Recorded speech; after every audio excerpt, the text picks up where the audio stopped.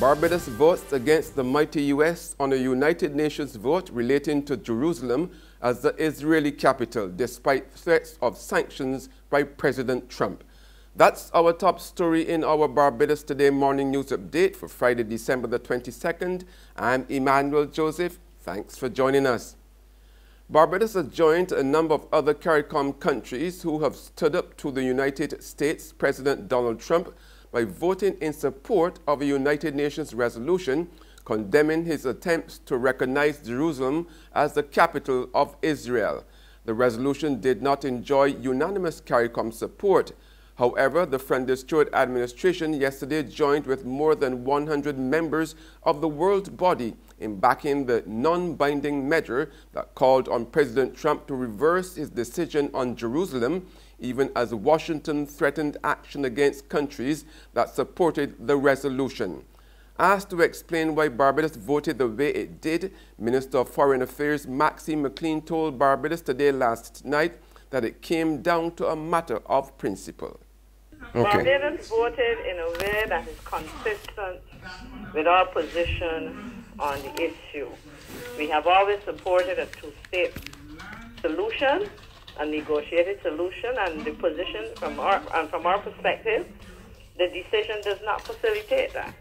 Questioned whether Barbados did not fear the threats of sanctions by the U.S. against those countries which did not vote in its favor, McLean did not seem to think Bridgetown should fear. We are not in the business of changing our position depending on threats. We operate on the basis of principle. In other news now, the University of the West Indies has condemned the recent European Union blacklisting of Barbados and 4 other CARICOM financial centers as tax havens.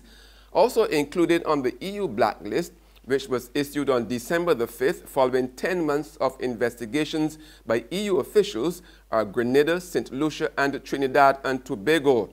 In a strongly worded statement yesterday, Vice-Chancellor Sir Hilary Beckles warned that the unilateral move by the EU stood to have a deleterious effect on these economies, while accusing the EU of single-handedly derailing and undermining the global financial system.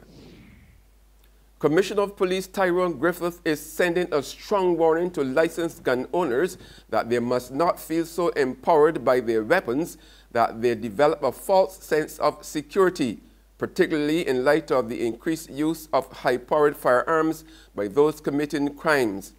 Griffith's comments come in the wake of a daring armed robbery of food vendor David Ben at Britain's Hill, St. Michael last Saturday, during which a licensed firearm was reportedly among the items stolen.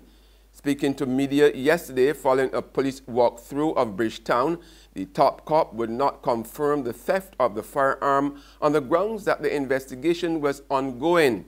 However, he warned that legally owning a gun was not the be-all and end-all in the fight against crime. A licensed firearm is not necessarily the answer to any crime.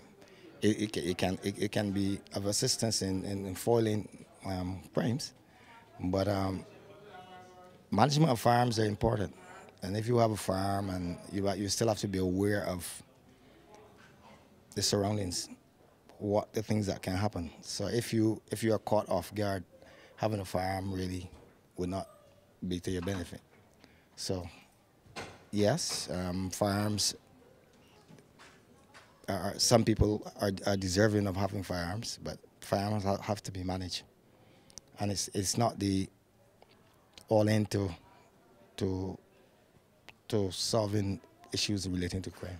Financial services giant Sagicor, which last year moved its holding company to Bermuda after more than 170 years here, is preparing to establish a firmer footing in the British Overseas Territory located in the North Atlantic, and that's according to a recent International Monetary Fund report.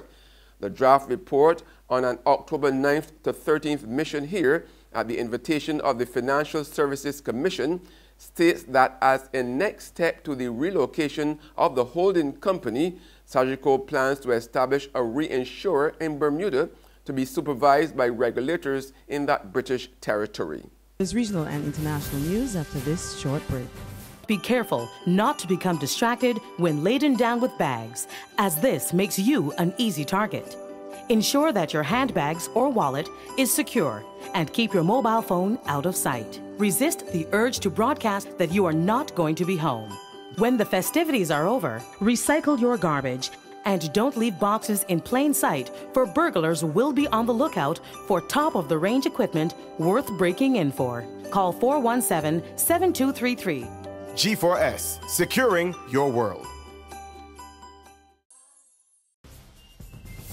Welcome back with news from the region now. More than 1,000 police officers in Jamaica are now known to have staged a sick-out last week to protest the government's salary offer of 6% over a 2-year period. Deputy Commissioner of Police Clifford Blake says that number amounts to 10% of the force, which is already suffering from a significant shortage. An unusually high number of our members had called in sick. And at one stage, I think we reached just about 1,200. Sometime last week, 10%, yes, significant number. And when you're really short, as we are right now, in excess of 2,500 persons, each member, I can tell you, especially when you work at Smarty Small Old State, that each member is so valuable in terms of, building a patrol to respond to crime in this area. So when you have 2 or 3 persons reporting sick, it does have significant impact. And on the international scene, pro-independence parties have declared victory in Catalonia's regional elections, while the Unionist Ciudadanos has become the largest single party in parliament. With almost all of the votes counted up to late last night, the 3 leading separatist parties celebrated gaining a majority in parliament. Now that's news, but for the very latest, visit our website at www.barbadostoday.bb. You can also subscribe to our e-paper, email updates, or like us on Facebook. We are also on Izumi Media in bus terminals, as well as Screenplay at supermarkets and gas stations near you. You can also hear us on Mix 96.9 FM. I'm Emmanuel Joseph. Have a fantastic day.